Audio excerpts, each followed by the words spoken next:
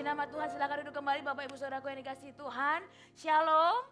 Selamat pagi Bapak Ibu Saudaraku. Apa kabar hari ini? Wah, luar biasa, sukacita. Yes, yes, yes gitu ya. Kemarin saya baru menghadiri satu pertemuan seminar Bapak Ibu Saudaraku di mana semua orang di situ kalau ditanya apa kabar hari ini? Luar biasa. Puji Tuhan. Yes, yes, yes gitu ya. Dahsyat sekali di sana. Ramai sekali Bapak Ibu Saudaraku. Dan kita merasakan kayak memang suasananya heboh sekali dan kita juga ikut bersukacita semuanya di dalamnya. Bapak Ibu Saudaraku, tetapi itulah yang terbiasa kita semua lakukan. Ketika kita ditanya, apa kabar hari ini? Kita selalu bilang, baik. Apa kabar hari ini? Luar biasa. Ada sukacita? Ada amin, ada amin. Sukacita, tepuk tangan buat Tuhan kita. Apakah salah? Enggak Bapak Ibu Saudaraku. Karena memang sukacitanya tinggal di dalam kita. Amin. Tetapi kita pagi hari ini mau belajar satu hal Bapak Ibu Saudaraku. Dan khotbah saya pagi hari ini, saya coba mulai dengan sebuah pertanyaan. Multimedia boleh bantu saya? Ya.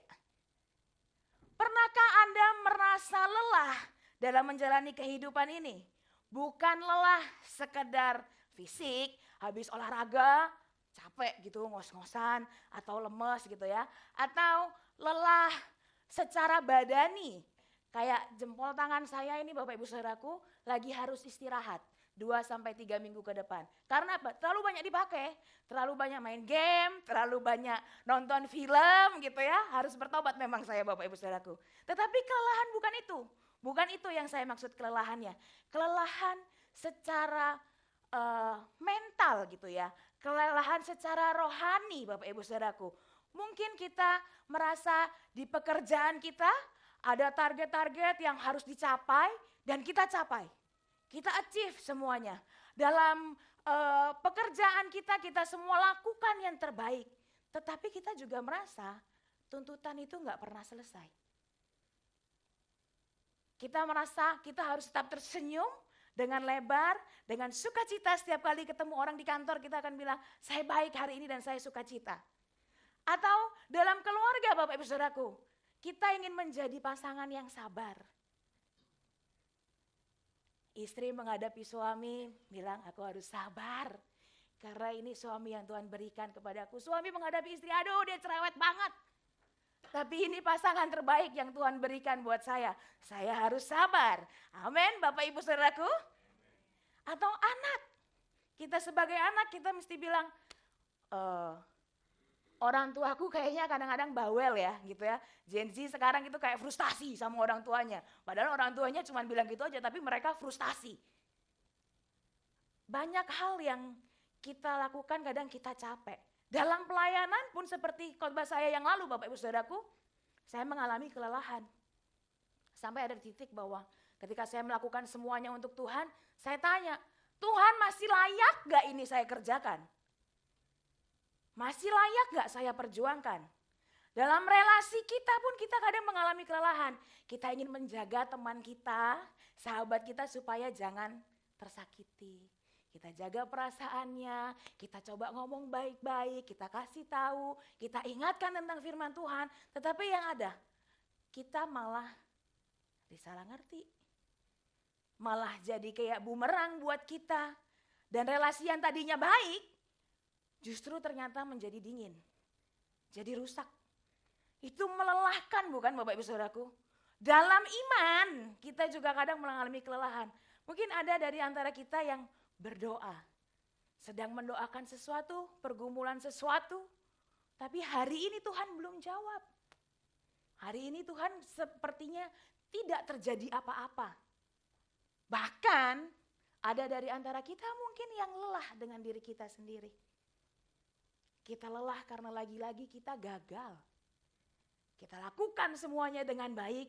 Kita kerjakan dengan maksimal. Kita bilang Tuhan mampukan saya. Tapi fakta yang kita lihat kita gagal. Kita merasa kita sudah lakukan semuanya. Tetapi gagal lagi. Dan gagal lagi. Kita lelah dituntut untuk menjadi sempurna Bapak Ibu Saudaraku. Kita lelah dituntut untuk pura-pura oke di depan orang lain. Bapak Ibu Saudaraku, saya mau kasih tahu hari ini, saya mau bagikan hari ini adalah kelelahan-kelelahan kita ini adalah kelelahan-kelelahan yang manusiawi. Dan itu enggak terjadi hanya pada saat zaman kita aja hari ini. Enggak Bapak Ibu Saudaraku.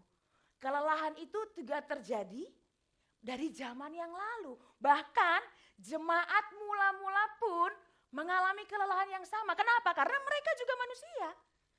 Masa kita manusia hari ini mengalami kelelahan terus mereka yang zaman dulu enggak? Emang mereka malaikat? Enggak Bapak Ibu Saudaraku. Mereka juga manusia. Mari kita lihat Bapak Ibu Saudaraku hari ini di Filipi. Saya mau bercerita sedikit tentang Filipi Bapak Ibu Saudaraku. Di Filipi itu adalah jemaat mula-mula yang kecil, gereja yang kecil. Di sana penuh kasih mesra, hangat. Tetapi di sisi lain mereka juga punya tekanan. Mereka juga tahu Bapak Ibu Saudaraku bagaimana rasanya lelah. Lelah dalam beriman di tengah dunia yang menolak mereka. Kenapa dunia menolak mereka pada saat itu? Bapak Ibu Saudaraku, kota Filipi adalah koloni Romawi, di mana kota militer yang bangga dengan status keromawiannya. Setiap warga bahkan harus tunduk kepada kaisar. Dan mereka menyebut kaisar itu dalam bahasa aslinya adalah kurios, di mana mereka menyebut kaisar itu sebagai Tuhan. Tetapi Bapak Ibu Saudaraku, ketika jemaat di Filipi ini mengenal Tuhan dan percaya bahwa Kristuslah satu-satunya Tuhan dan Juru Selamat bagi mereka, mereka berkata tidak ketika mereka harus menyembah Tuhan yang lain selain Kristus. Nah, ketika mereka menolak untuk menyebut kaisar, menyembah kaisar itu sebagai Tuhan, disitulah awal penderitaan mereka dimulai. Mereka menghadapi juga tekanan Bapak Ibu Saudaraku dari segala sisi. Boleh dibantu teman-teman multimedia? Ya. Ada beberapa tekanan dari segala sisi, dari tekanan sosial Bapak Ibu Saudaraku. Mereka dijauhi, mereka dianggap pengkhianat, mereka dianggap orang yang fanatik pada kepercayaannya. Padahal mereka menyembah Tuhan yang benar. Otomatis secara ekonomi, karena mereka dianggap seorang pengkhianat, mereka diboikot. Pelanggan yang mereka punya pada pergi, usaha mereka terjun drastis. Dan secara politik mereka juga dianggap ancaman bagi ketertiban. Kenapa? Semua pada saat itu menyembah kaisar, tetapi ada sekelompok orang kecil ini loh. Mereka membantah, mereka dianggap membangkang pada saat itu dan mereka tidak mau menyembah kaisar. Itu ancaman bagi orang-orang yang lain pada saat itu. Bayangkan Bapak Ibu Saudaraku, ketika pagi hari mereka membuka toko dan berjualan untuk menjalani kehidupan mereka, gak ada satupun yang datang membeli. Untuk berdoa pada saat itu malam hari, kalau kita enak ya hari ini bisa berkumpul di tempat ini dengan nyaman, dingin gitu ya. Mereka enggak Bapak Ibu Saudaraku, mereka harus berkumpul diam-diam untuk berdoa. Dan waktu mereka diam-diam untuk berdoa itu, mereka juga hatinya penuh ketakutan. Mereka bersuka cita, mereka berapi-api sama Tuhan untuk berdoa, datang ke rumah Tuhan berdoa. Tetapi di sisi yang lain, mereka sangat ketakutan. Karena ketika ketahuan, nanti tentara Romawi akan datang dan bisa menghancurkan mereka. Namun Bapak Ibu Saudaraku, yang paling melelahkan dari mereka adalah bukan hanya tekanan-tekanan yang dari luar ini Bapak Ibu Saudaraku, tetapi tekanan dari dalam diri mereka sendiri. Mereka juga bertanya, apakah semua ini masih layak untuk dijalani? Apakah semua ini masih layak untuk kami pertahankan? Masih layakkah kami untuk bertahan di dalam penderitaan ini? Bapak Ibu Saudaraku, mungkin saat ini kita, saya dan saudara ada di dalam pemikiran yang sama dengan mereka. Masih layak gak ini semua diperjuangkan? Masih layak gak saya jalani ini semua? Menderita loh Tuhan, capek, lelah. Tapi yang saya mau katakan Bapak Ibu Saudaraku, Tuhan selalu beranugerah, amin. Dia datang pada saat kelelahan-kelelahan di jemaat itu dengan firman-Nya melalui Paulus? Mari kita buka bersama-sama dalam Filipi 1 ayat yang ke-6. Kita baca bersama-sama. Dalam Filipi 1 ayat yang ke-6. 2, 3. Aku yakin sepenuhnya bahwa Ia yang memulai pekerjaan baik di antara kamu akan meneruskannya sampai pada akhirnya pada hari Kristus Yesus. Kenapa harus ayat ini Bapak Ibu Saudaraku? Padahal ada ayat-ayat yang lain kan gitu. Ini agak unik memang Bapak Ibu Saudaraku. Paulus menulis surat pada saat itu kepada jemaat yang ada di Filipi agak aneh gitu. Mereka lagi kelelahan, mereka lagi susah, tapi Paulus menuliskan surat ini. Di surat ini dituliskan oleh Paulus, aku yakin. Dikatakan aku yakin. Bisa-bisanya Bapak Ibu Saudaraku, di tengah-tengah pergumulan yang melelahkan, Paulus justru menuliskan aku yakin. Boleh di next teman-teman multimedia? Ya. Di tengah-tengah pergumulan itu, justru Paulus menuliskan aku yakin. Wow. Yakin apa dia? Yakin sepenuhnya. Di ayat itu dikatakan seperti itu. Kalau anak-anak sekarang bilang, ada apa? Si paling yakin ini loh. Padahal ini dunia lagi gak oke banget gitu. Tetapi kita mau lihat Bapak Ibu Saudaraku, apakah Paulus menulis itu dalam keadaan yang baik? Sehingga dia bisa berkata, aku yakin sepenuhnya bahwa Tuhan dan bla bla bla bla bla bla. Seperti kita mungkin ya dalam kehidupan kita yang sekarang, apakah Paulus menulis itu dalam keadaan yang sukacita, dalam pekerjaan dapat bonus yang besar, cair gitu bonusnya ya. Atau waktu pulang ke rumah, bapak-bapak, si istri udah menyiapkan makanan kesukaan. Atau waktu bapak-bapak pulang dari kantor, ibu-ibu yang di rumah udah masak gitu kan, sukacita. Suamiku pulang bawa hadiah. Tas kesukaanku yang udah aku incar lama nih. Kita pikir Paulus menulis dari keadaan yang seperti itu Bapak Ibu Saudaraku. Tapi enggak Bapak Ibu Saudaraku. Kelelahan yang pada saat itu dialami oleh jemaat Filipi itu juga yang dialami oleh Paulus. Paulus menulis surat ini bukan dari tempat dan keadaan yang indah. Tetapi dia lagi di dalam penjara. Penjara yang kita bayangkan sekarang kan kayak di Cipinang, di mana gitu. Itu masih bagus Bapak Ibu Saudaraku. Penjara nih kalau ada di gambarnya di sini ya. Penjara yang dulu itu ada di dalam ruang bawah tanah. Gelap, lembab, bikin sakit lah pokoknya. Dingin. Tangannya dirantai, diikat. Kalau sekarang cuma diborgol gitu aja kan. Ini dirantai, diikatnya. Gak sekedar dirantai dan diikat aja. Tetapi rantai yang dipakaikan kepada Paulus itu juga rantai yang diikatkan kepada si penjaga. Jadi bayangin Bapak Ibu Saudaraku ya. Paulus mau gerak ke sini, penjaganya ikut. Paulus mau gerak ke sana, penjaganya ikut. Begitupun sebaliknya, si penjaga mau lakukan apa, Paulus harus ikut. Penjaga lari ke sini, Paulus juga harus ikut. Penjaga ngapain aja, Paulus juga harus bersama dengan dia. Dia gak bisa bergerak. Dia gak tahu apakah besok dia dibebaskan atau justru besok dia dihukum mati. Kesehatannya pasti menurun Bapak Ibu Saudaraku, tubuhnya juga pasti menua. Bahkan pelayanan yang dia lakukan memberitakan Injil untuk kerajaan surga seakan-akan berhenti. Dia di dalam penjara, mau bagaimana? Bahkan ada rekan sepelayanannya dia yang tadinya bersama-sama dengan dia memberitakan Injil, sekarang waktu dia di penjara memberitakan Injil dengan motivasi yang lain. Memberitakan Injil dengan motivasi yang tidak benar, bukan untuk memberitakan Yesus lagi. Paulus sudah memberikan segalanya Bapak Ibu Saudaraku untuk Injil.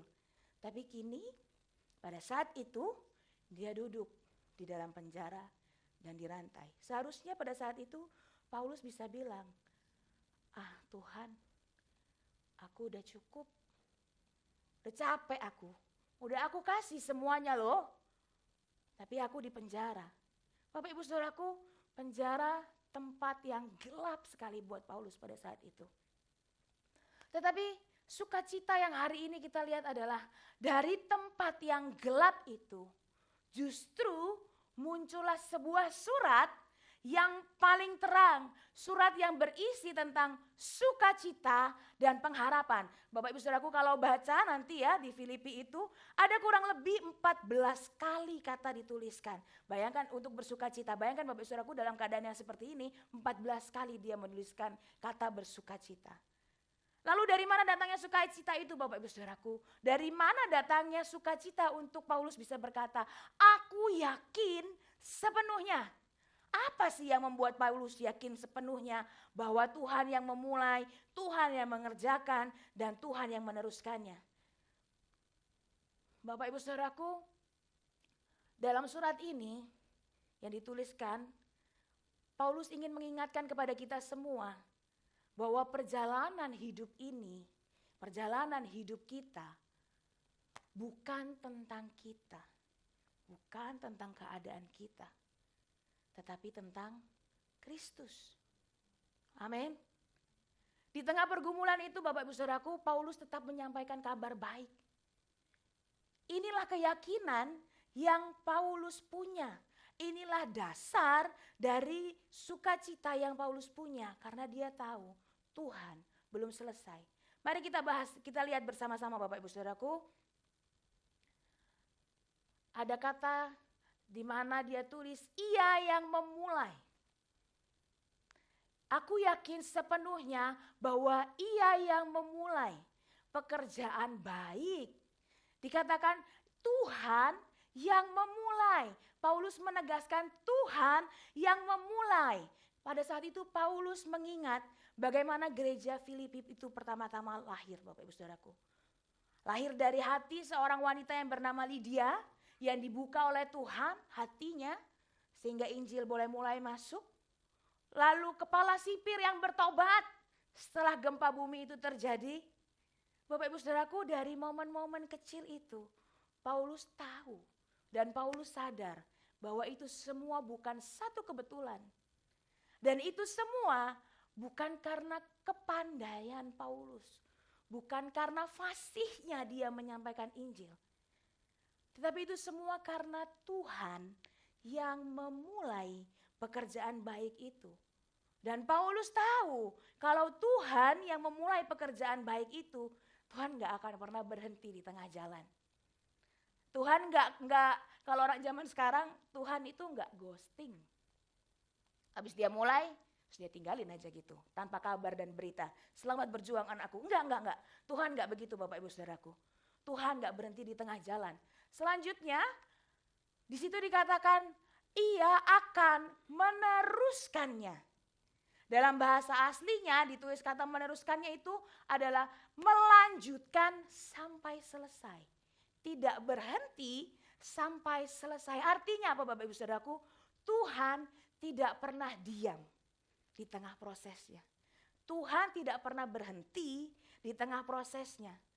Meskipun Paulus di penjara, Paulus tahu Injil tetap berjalan. Dari mana dia tahu Bapak Ibu Saudaraku? Di ayat ke-12 dikatakan hal-hal yang terjadi kepadaku justru membuat Injil semakin maju. Bahkan di ayat yang ke-13 dan 14 dikatakan para penjaga istana justru punya kesempatan mendengar kabar baik itu lebih banyak.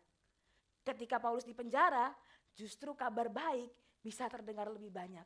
Mungkin Paulus di penjara itu tidak bisa bergerak bebas Bapak Ibu Saudaraku. Dia terantai, dia terikat, dia gak bisa kemana-mana.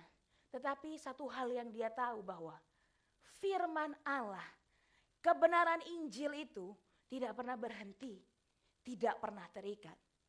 Selanjutnya Bapak Ibu Saudaraku, dia mengatakan sampai pada akhirnya Tuhan menyelesaikan. Paulus tahu Bapak Ibu Saudaraku, semua yang Tuhan kerjakan, Tuhan mulai, Tuhan laksanakan, dan dia akan selesaikan. Dia akan mengenapinya. Kapan? Bukan hari ini, bukan besok, bukan kapan seperti apa yang kita prediksikan. Tetapi kapan? Sampai pada hari Kristus Yesus. Di mana semua pada saat itu segala air mata sudah tidak ada. Segala sesuatunya sudah menjadi sempurna. Semua penderitaan yang dialami sudah menjadi kemuliaan. Dan dari situlah sukacita Paulus itu lahir, Bapak Ibu Saudaraku. Bukan karena situasinya yang berubah. Tetapi karena dia kenal siapa Tuhannya. Tetapi karena dia tahu siapa Tuhan yang dia sembah. Bapak Ibu Saudaraku, jemaat di luar penjara mengalami kelelahan pada saat itu. Jemaat-jemaat Filipi mengalami kelelahan. Paulus pun mengalami kelelahan yang sama, bahkan mungkin lebih menyesakkan. Namun Bapak Ibu Saudaraku, kita lihat di sini. Kedua hal itu, kedua kelelahan itu justru dipakai Tuhan menjadi alat untuk menunjukkan bahwa sukacita sejati tidak bergantung pada keadaan, tetapi pada keyakinan bahwa Tuhan masih bekerja. Boleh di next? Ya. Sukacita sejati bukan bergantung pada keadaan yang kita alami, tetapi sukacita itu bergantung pada keyakinan bahwa Tuhan tetap bekerja. Saudaraku, inilah pengharapan yang sama buat kita pagi hari ini. Mungkin hari ini kita ada di titik yang sama, kita lelah berharap, bahkan mungkin kita lelah melayani. Kita lakukan semuanya buat Tuhan, tapi kita bilang, Tuhan, aku sudah serahkan sepenuhnya, tapi aku gak lihat hari ini apa yang Tuhan kerjakan. Kita lelah untuk percaya. Kita lelah, selelah-lelahnya Bapak Ibu Saudaraku. Namun kabar baiknya Bapak Ibu Saudaraku, Tuhan belum selesai. Tuhan masih terus bekerja di dalam kita, melalui hidup kita dan di sekitar hidup kita. Bapak Ibu Saudaraku, kelelahan bukan tanda bahwa Tuhan berhenti. Kelelahan yang kita alami bukan tanda bahwa Tuhan tidak bekerja. Melainkan kelelahan itu adalah tanda bahwa Tuhan sedang membentuk kita dan Dia belum selesai. Kalau kita tetap ada hari ini, itu tanda bahwa Tuhan belum selesai. He is not finished yet, Bapak Ibu Saudaraku. Mungkin dunia berkata kalau kamu lelah, berhenti saja. Susah amat, capek, berhentilah. Tapi Injil berkata kalau kamu lelah, datanglah kepadaku. Aku akan memberikan kelegaan kepadamu. Boleh di next? Dunia mungkin berkata kamu harus kuat berdiri dengan kakimu sendiri. Tapi Injil berkata kasih karuniaku cukup bagi kamu. Wow. Dunia berkata sukacita datang kalau semuanya baik-baik saja. Semuanya indah. Tetapi Injil berkata sukacita itu ada karena Tuhan yang tetap setia dalam hidup kita. Next. Dunia berkata nilai hidupmu bergantung pada apa yang kamu hasilkan, apa yang kamu capai. Banyak kali ya, coba pikirkan apa yang sudah kamu kerjakan hari ini. Pencapaianmu apa hari ini? Dan kita sering dinilai dari situ Bapak Ibu Saudaraku. Tetapi Injil berkata nilai hidupmu bergantung dari siapa yang memegang hidupmu. Kelelahan di dunia dikatakan kamu gagal karena kamu lelah. Masa segini aja lelah. Tetapi Injil justru berkata kelelahan yang kita alami adalah ruang buat Tuhan bekerja dengan sempurna dalam hidup kita.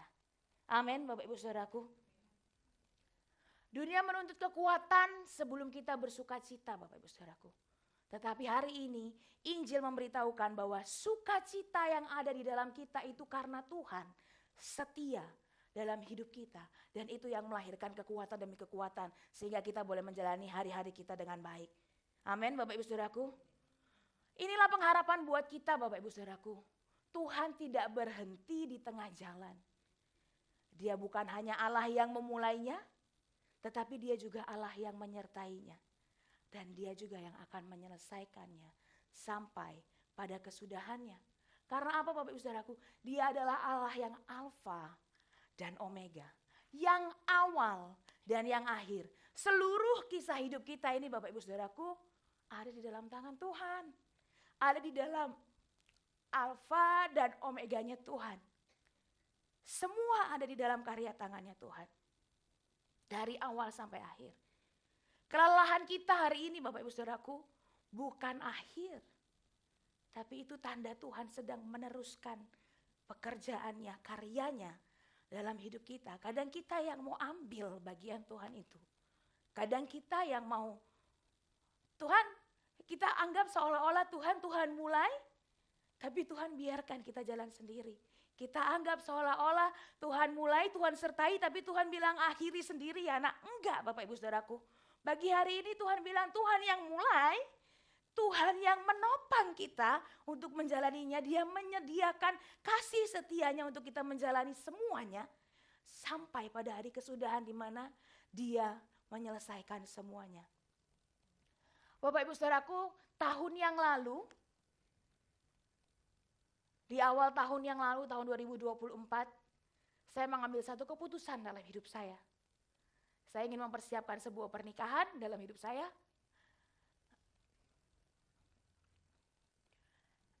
Semuanya saya berikan. Semua hal saya tinggalkan. Pekerjaan saya, pelayanan saya tinggalkan semuanya untuk menjalani sebuah proses persiapan itu. Saya berikan semuanya, saya orang yang controlling Bapak Ibu Saudaraku. Jadi saya rumuskan semuanya dengan detail, saya persiapkan semuanya dengan detail, tersusun rapi. Ketika saya sudah tinggalkan semuanya untuk saya rancangkan bahwa kehidupan saya memasuki satu musim yang baru. Di tengah persiapan itu Bapak Ibu Saudaraku, Tuhan mengizinkan saya mengalami kegagalan. Semua sudah saya tinggalkan. Sampai pada saat proses itu datang, kegagalan itu datang. Ada satu momen di mana saya bilang, kenapa Tuhan? Saya kasih semuanya. Semuanya. Hidup saya pun saya kasih semuanya. Kenapa ini terjadi?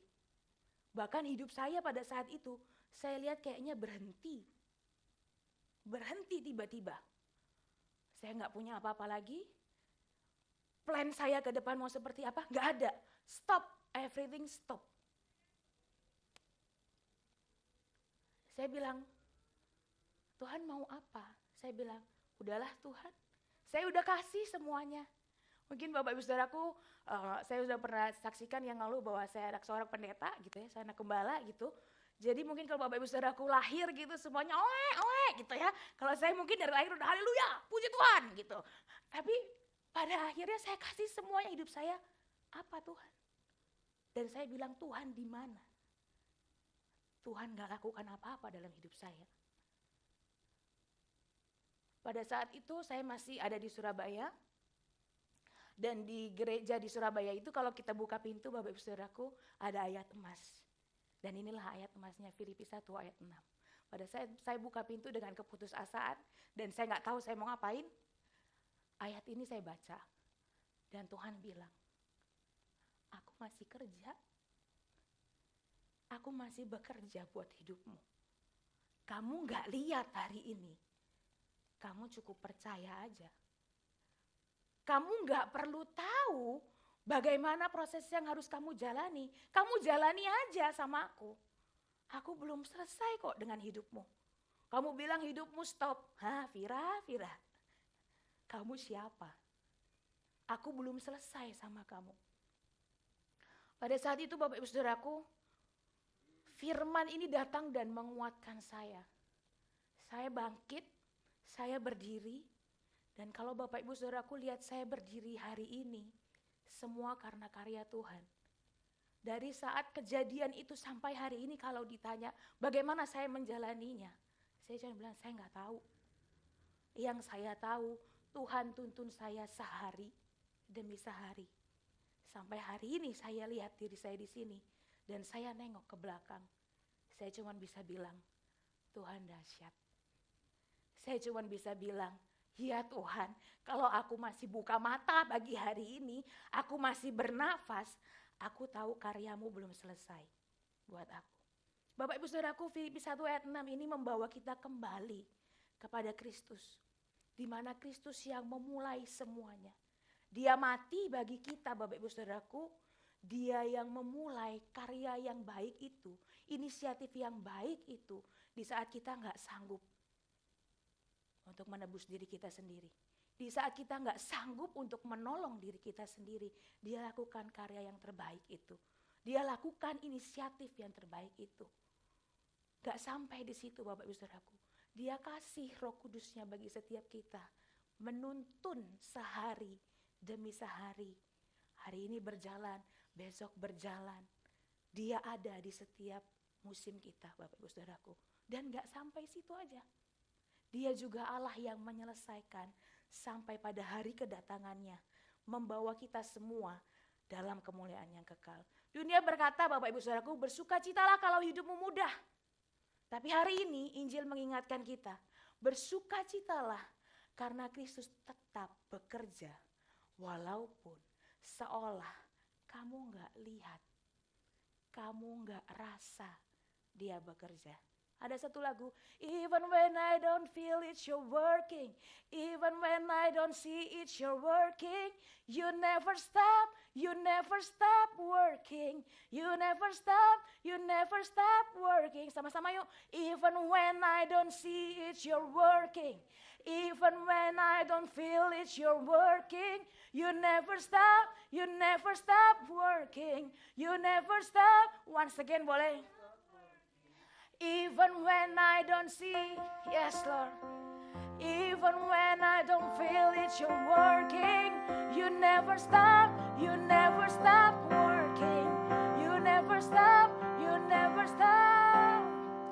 Terima kasih Tuhan. Bapak Ibu Saudaraku, mungkin hari ini kita lelah.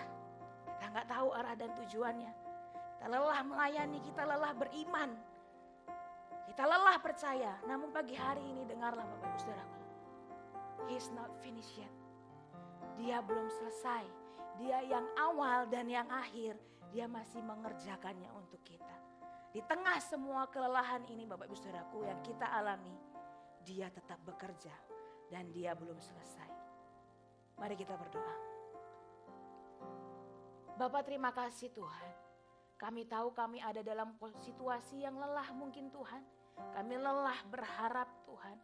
Kami lelah berdoa Tuhan. Bahkan mungkin terkadang kami lelah untuk percaya Tuhan. Tapi kebenaran-Mu pagi hari ini Tuhan menguatkan setiap kami. Bahwa ketika Engkau yang memulai segala sesuatu yang baik dalam hidup kami Tuhan. Engkau yang mengerjakannya bagi kami. Sampai pada akhirnya nanti Tuhan. Itu juga Engkau yang menyelesaikannya. Mari Tuhan tuntun setiap kami. Tuntun setiap hari-hari kami Tuhan menjalaninya Bapa. Sebagai manusia Tuhan, mungkin kami tidak bisa melihat hari ini apa yang Tuhan inginkan dalam hidup kami. Tapi Roh Kudus Engkau memberikan pertolongan bagi setiap kami. Engkau Roh Kudus yang memberikan pengertian demi pengertian bagi setiap kami. Engkau menuntun kami sehari demi sehari berjalan bersama dengan Tuhan. Mari Roh Kudus lanjutkan karya-Mu. Karena kami tahu Tuhan belum selesai dengan hidup kami. Sampai nanti pada akhirnya Ia yang menyelesaikannya pada hari kesudahannya. Dan nama Tuhan dimuliakan. Terima kasih Bapa, terima kasih Roh Kudus. Lanjutkan karya-Mu bagi setiap kami Tuhan. Tuntun kami mulai hari ini sampai hari-hari yang kedepannya Bapa. Di dalam nama Tuhan Yesus.